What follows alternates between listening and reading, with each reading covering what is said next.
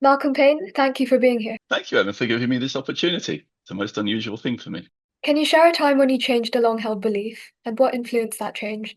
I suppose I'd always believed, and to some extent been brought up to think that all cultures were equal and that it was almost like a very much sort of live and let live philosophy, and that it was wrong to judge the way other people lived or what they believed in. And I think now I'm absolutely clear that there are some cultures that are, I suppose, you could say fundamentally repressive, dangerous, and cause enormous suffering. And so I think to that extent, my own personal Overton window has shifted. I feel quite able and confident to say that, yeah, this isn't good. And that is not sort of meant in a sort of an old British colonial way. It's much more, well, I just think objectively, this set of beliefs or behaviors just are not good and not conducive to human progress. Are there any beliefs you feel you will never abandon and why? I think the most fundamental one would be that all people are born equal with equal rights. And I think that I'd never abandon that because it's a fundamental tenet of trying to create a fairer, happier, and more prosperous society. I mean, if you're going to avoid conflict and make progress, you have to have a few starting points upon which everyone can agree. And I think that's a good one to start with. What does it mean to disagree well?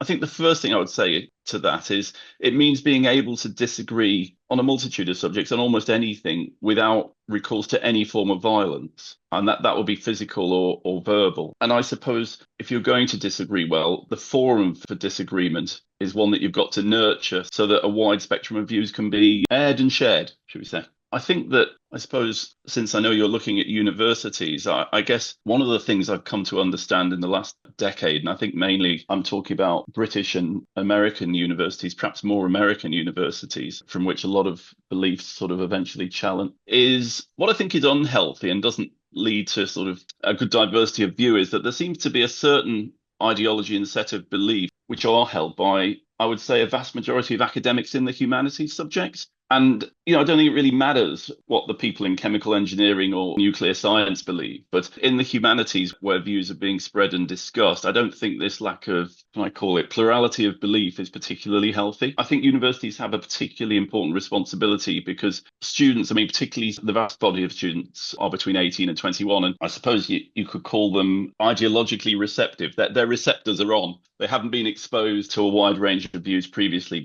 or had the chance to fully form their views because the input, if you like, which has been mainly the school curriculum, is taught on a very factual basis. I mean, history and even politics are taught in a very factual way. And so I suppose university, it certainly was for me anyway, is the first time that students are exposed to a broad range of ideas. Can you Hmm. remember a valuable lesson you've learned from a disagreement in your career?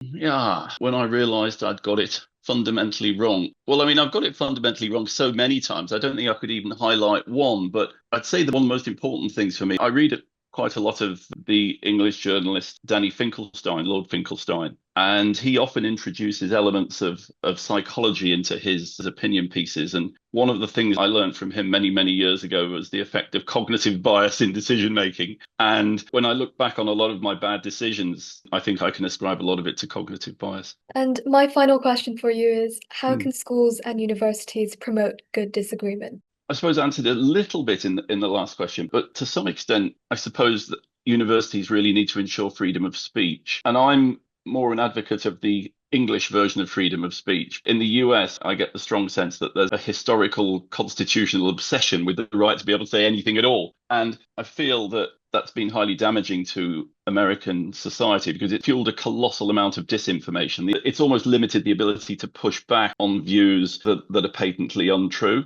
And I guess the other thing I would say in universities is that perhaps there ought to be a ban on bans within the limits I've just outlined and a refusal to accept this cancel culture that tends to prevail sometimes, with the exception, of course, of people who promote violence. And promoting better disagreement, I suppose, also includes encouraging students to challenge the prevailing view on almost anything and not to accept, if you like, necessarily the view of the majority, but to try and encourage free thinking and also never to suppress a dissenting voice, which I think does happen quite a lot at universities.